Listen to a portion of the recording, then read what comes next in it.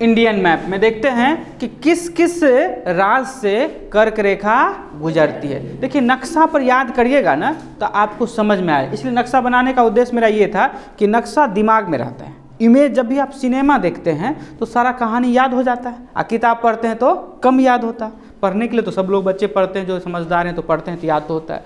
तो नक्शा में क्या होता है, विजुअलाइज जब होता है तो समझ में ज़्यादा आता है और याद भी अधिक हो जाता है। तो कर्क रेखा से जो है हमारे देश में लगभग 20 से गुजरती है, और उसमें कौन कौन से राज्य को काटती है, किस राज्य से होके गुजरती है, इसको नक्शा पर देखिएगा तो एकदम बिल्कुल आसानी से समझ में आ जाएगा। देखिए भारत में 8 राज्यों से होकर कर्क रेखा गुजरती है, जिसमें पहला राज्य क्या है, गुजरात।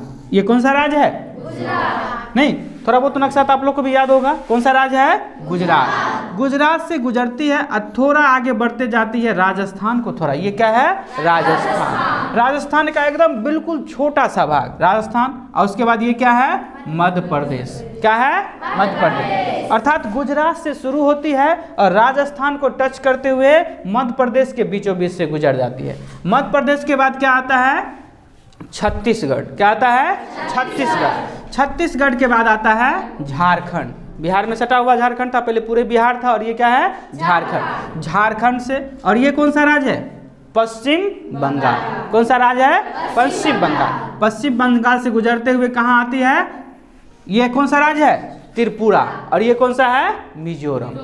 त्रिपुरा और मिजोरम। तो देखिए नक्शा पर याद किए, सबसे पहले कौन सा, गुजरात। कौन सा है, उसके बाद राजस्थान, उसके बाद मध्य प्रदेश, मध्य प्रदेश के बाद छत्तीसगढ़, छत्तीसगढ़ के बाद झारखंड, के बाद पश्चिम बंगाल, पश्चिम बंगाल के बाद उसके बाद ये 8 राज्य है। ऐसे ट्रिक भी है, मित्र पर गमछा झाड़। लेकिन मित्र पर गमछा झाड़ वाली ट्रिक आप लोग वीडियो वगैरह देखे होंगे, उसमें सीक्वेंस नहीं है, एक लाइन से नहीं है। मतलब 8 राज्य के नाम आ जाते हैं लेकिन सीक्वेंस नहीं होता है। लेकिन आप एक तरफ से किधर से भी याद करते हैं, ये कौन सा राज्य है, मिजोरम। ये कौन सा है, त्रिपुरा। ये कौन सा है, पश्चिम। ये कौन सा है, ये कौन सा है, छत्तीसगढ़। ये कौन सा है, मध्य प्रदेश। ये कौन सा है, और ये कौन है।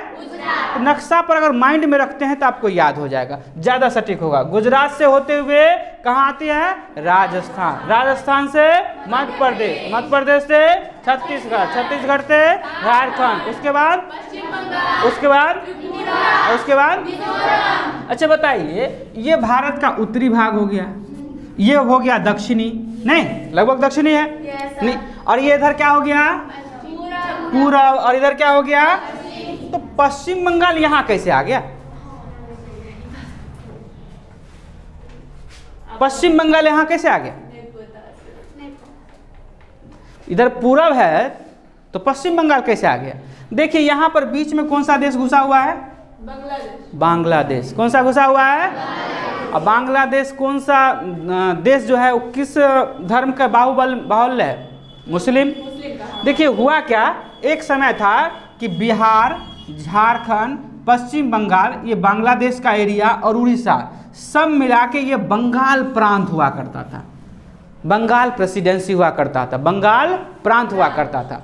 शायद लॉर्ड कर्जन था। लॉर्ड कर्जन के समय में क्या किया गया, 1857 में जैसे ही विद्रोह हुआ ना, 1857 का विद्रोह हुआ, तो उसमें हिंदू, मुस्लिम, सिख, ईसाई सब मिलकर विद्रोह किया था। इतिहास अगर पढ़िएगा तो सब मिलकर विद्रोह किया था। तो उसको लगा कि भारत में अगर सब जाति के लोग, सब धर्म के लोग एकजुट हो जाएंगे तो हमको यहाँ से भगा दिया जाएगा। तो क्या किया गया, इधर जो था ना, जो बांग्लादेश का भी एरिया है, उस एरिया, क्योंकि पूरा भारत ही था, बांग्लादेश तो था नहीं। बांग्लादेश कब हुआ, 1947 में हुआ।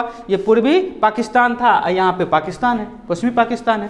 तो उस समय अलग हुआ। तो जिस समय कर्जन का शासन था, कर्जन था, तो उसको लगा कि सब एकजुट होगा तो क्या हो जाएगा, हमारा यहाँ से रास्ता नापना पड़ जाएगा, पत्ते कट जाएगा।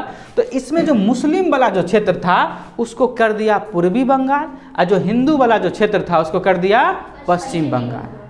और इसी से इधर, क्योंकि देखिए यहाँ से अगर देखिएगा इस इतना ही दूर एरिया को, तो इधर कौन हो गया, पश्चिम, और इधर क्या हो गया, पूरब। इधर को पूर्वी बंगाल कर दिया, इधर से पश्चिमी, जो बाद में बांग्लादेश हो गया। इसलिए, लेकिन हम लोग का सरकार, हम लोग के नेता इतने अभी भी बेवकूफ़ हैं कि अंग्रेजे के समय के चीज़ को अभी वो ढो रहे हैं।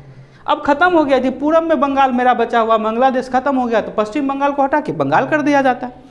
नाम बदलना ऐसे कोई मायने नहीं रखता, लेकिन क्या है, पढ़ने की सुविधा अब है पूरब में, पढ़ रहे हैं पश्चिम में नहीं। जैसे बिहार का आप चौहदी पढ़ते हैं तो पूरब में पश्चिम बंगाल कहते हैं, नहीं कहते हैं? पूरब में पश्चिम बंगाल, थोड़ा सुनने में ही ऑड लगता है, नहीं लगता है?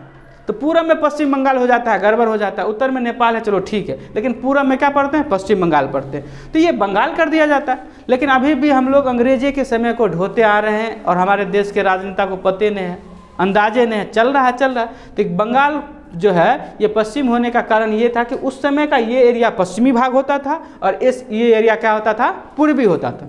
इसलिए इसको पूर्वी और या पश्चिमी, इसलिए इसको पूर्वी पाकिस्तान कहा गया जब आज़ाद हुआ। इसको पाकिस्तान, फिर इंदिरा गांधी के समय में मारपीट हुआ तो इसको बांग्लादेश बना दिया गया और ये पाकिस्तान का पाकिस्तान में गया। इस प्रकार से ये पश्चिम बंगाल है। तो एक बात तो समझ में आ गया, नया चीज़ कॉन्सेप्ट हुआ ना कि पश्चिम बंगाल क्यों है? उस समय की चीज़ों को हम लोग ढोते आ रहे हैं। कर्क रेखा भारत के कितने राज्यों से गुजरती है?